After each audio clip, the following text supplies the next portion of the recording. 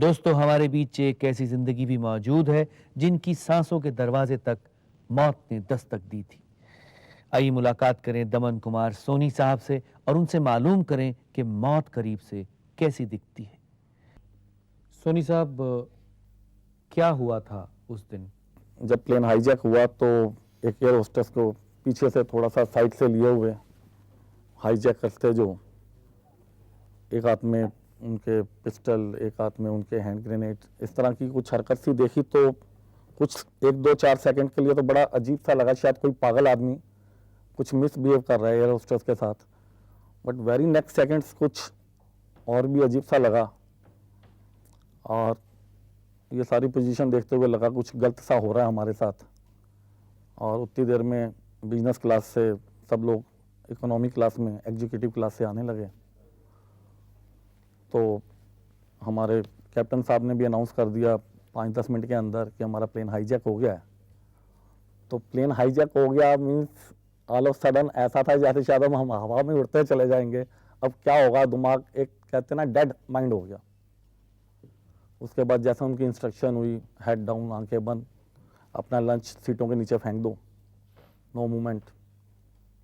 तो पैसेंजर्स ने ऐसा करना शुरू कर दिया।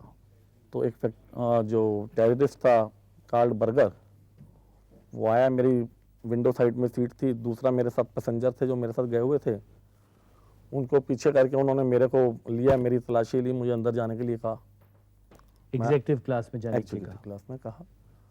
तो अंदर मैंने देखा उनके पास नायलन की पीले रंग की रस्सी है बैग में उनके, और बैठने की पोजीशन दी उन्होंने, मेरे को हाथ पीछे करके ओवर टाइट करके बांध दिया।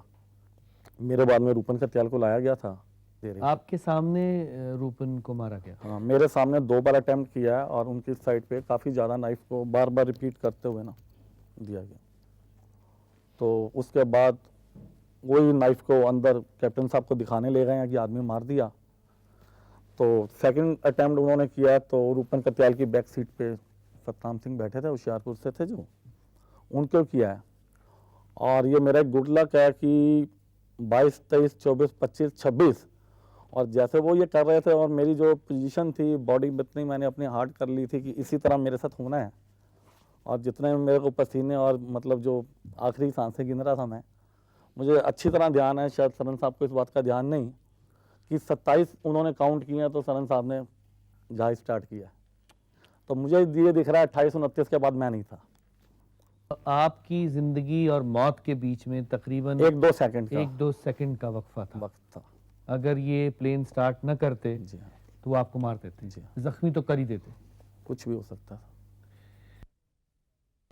दोस्तों, इनकी बातें सुनने के बाद ज़रा गौर फरमाइए कि इस तरह के खून खराबे में और दहशत में और मुश्किल में मासूम बच्चों का, औरतों का, बीमार मुसाफिरों का क्या हाल हुआ होगा।